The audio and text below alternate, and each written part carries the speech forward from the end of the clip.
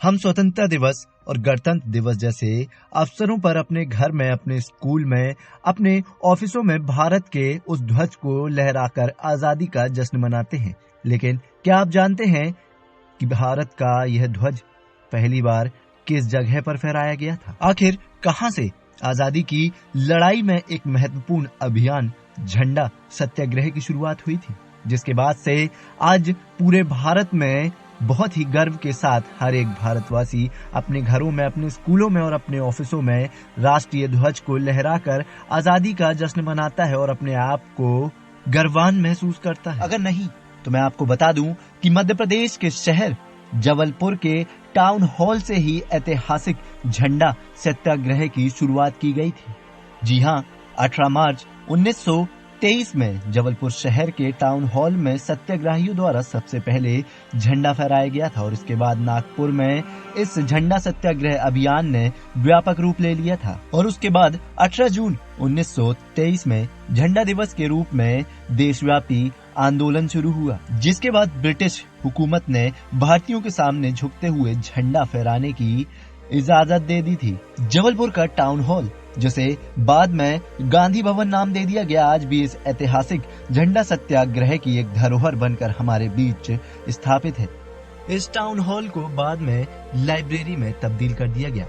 Library की व्यवस्था संभाल रही ग्रेड 3 पर पदस्थ अधिकारी सुमित्रा थापा ने हमें बताया कि झंडा सत्याग्रह की पृष्ठभूमि और इतिहास का आरंभ अक्टूबर 2022 से ही हो गया था, जब असहयोग आंदोलन की सफलता और प्रतिवेदन के लिए कांग्रेस ने एक जांच समिति बनाई थी।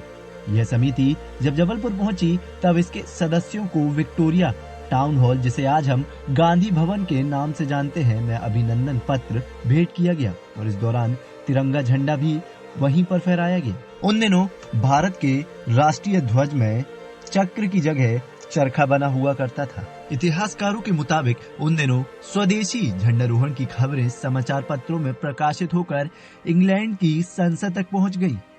भारतीय मामलों में सचिव विंटरटन ने सफाई देते हुए आश्वस्त किया कि अब भारत में किसी भी शासकीय या अशासकीय या अर्धशासकीय इमारत पर तिरंगा नहीं फहराया जाएगा। इसकी पृष्ठभूमि में झंडा सत्याग्रह का जन्म हुआ। सबसे पहले झंडा यही फहराया गया था, इसके बाद ही फिर इस नागपुर में झंडा वंदन हुआ था और झंडा फहराने के बाद जो झंडे का, आज का झंडे का जो रूप है, वो सर्वप्रथम यहाँ से ही जो झंडा फहराएगा उसी का परिष्कृत रूप आज का झंडा हम देखते हैंगे, तिरंगा झंडा।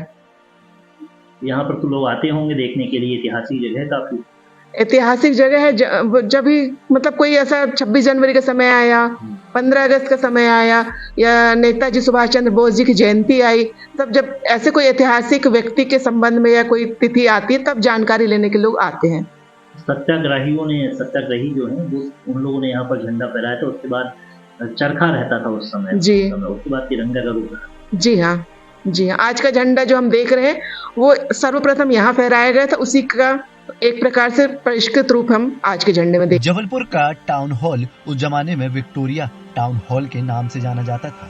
बताया जाता है कि राजा गोकुलदास ने यह भूमि अंग्रेजी शासन को दान की थी, जिसके चलते रानी विक्टोरिया के आगमन पर जबलपुर में इस टाउन हॉल का निर्माण उनके स्वागत के लिए करवाया गया था, जो आगे चलकर इतिहास की एक महत्वपूर्ण घटना का साक्षी बना। टाउन हॉल को पहले ये अंग्रेजों ने बनाया था? जी हाँ, ये अंग्रेजों ने बनवाया था। ये गोकुलदास जी ने ये भूमि दान दिया था।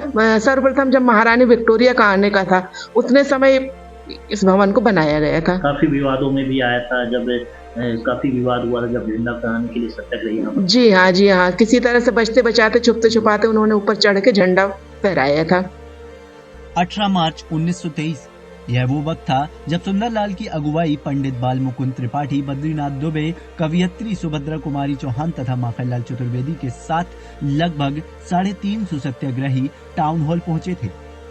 अंग्रेजों की सख्त सुरक्षा के बावजूद उस्ताद प्रेमचंद ने अपने 3 साथियों सीताराम जाधव, परमानंद जैन और खुशाल चंद्र जैन के साथ मिलकर टाउन हॉल पर पहली बार भारत का तिरंगा फहराया।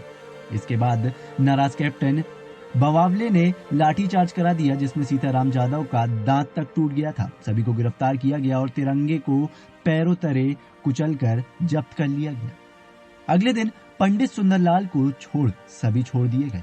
इन्हें 6 माह का कारावास हुआ और उसके बाद से इन्हें तपस्वी सुंदरलाल के नाम से विश्व में जाना जाने लगा। और उसके बाद इस छोटे से झंडा सत्याग्रह अभियान ने नागपुर में भी व्यापक रूप ले लिया और उसके बाद से ये पूरे विश्व में एक नई पहल के रूप में उभर कर आया और तब से लेकर आज तक हम तिरंगा ध्वज लहरा रहे हैं। वो दौर तो काफी मुश्किल दौर था, इंसान के सांसों पे पहरे जैसा था।